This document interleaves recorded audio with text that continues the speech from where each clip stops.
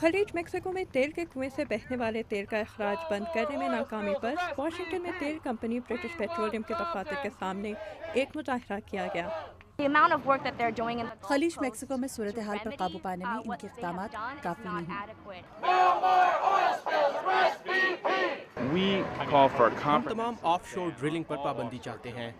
वफाद आमा की तंजीमों से वाबस्ता अफराद ने बीपी के खिलाफ कानूनी कार्रवाई का मुतालबा किया और तेल कंपनी के सरबराह टोनी हेवर्ड पर खास तौर पर तनकीद की। पब्लिक सिटीजन नामी एडवोकेसी ग्रुप के सदर रॉबर्ट वाइसमैन उन्होंने मुतासरीन के लिए ना हमदर्दी जाहिर की है, ना ही उन्होंने भरपूर तौर पर नुकसान की जिम्मेदारी कबूल की है।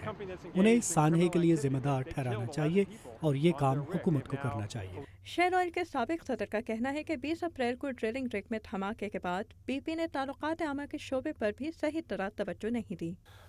ऐसी सूरत में लोगों तक मालूमात पहुंचाना और अच्छा रवैया बरकरार रखना बहुत मुश्किल होता है, लेकिन मैं समझता हूं कि बीपी को यकीनन अपने इक़दामात के बारे में मज़ीद तफसीलात लोगों तक पहुंचाने की कोशिश करनी चाहिए। लेकिन बीपी ने तेल का अखराज रोकने की अपनी कोशिशों को साबित करने के लिए टीवी पर इश्तिहारों की मुहिम शुरू कर दी। The Gulf spill is a tragedy that never should have happened. I'm Tony Hayward. BP has taken full responsibility for cleaning up the spill in the Gulf. तेल के अखराज की वजह से खलीज के साहिली इलाके में माहीगीरी की सनत मुतासर हुई है, जिसके अलावा यहाँ के समुद्री और जंगली हयात को भी खतरा लाहक है।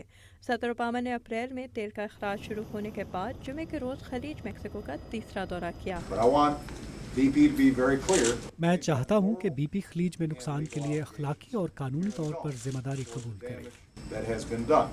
यही वादा बीपी के टोनी हेवर्ड ने किया है। We're going to be here long after the media is gone. हम कोस्ट गार्ड और तेल के अखराज का मुकाबला करने वालों और मीडिया के जाने के बाद भी यहीं मौजूद रहेंगे, क्योंकि हम खलीज के साहिलों पर रहने वाली मुतासरा आबादियों को उनका जरिया मुआश वापस लौटाना चाहते हैं। Of the Gulf Coast to give them back their livelihoods. अमेरिकी कंप्यूटर मॉडल्स की पेशगोई के मुताबिक समुद्र की जहरें बहने वाले तेल को खलीज मेक्सिको से अमेरिका के मशरकी साहिलों के अलावा बहरे ओकियानूस के पार यूरोप के साहिलों तक भी पहुंचा सकता है। बीपी का कहना है कि तेल का अखराज उसी वक्त मुकम्मल तौर पर रुकेगा जब अगले कुछ महीनों में इस कुएं के करीब 2 नए कुओं की तैयारी मुकम्मल हो जाएगी। प्रोड्यूसर एलिजाबेथ ली के साथ आमिना खान, उर्दू VOA।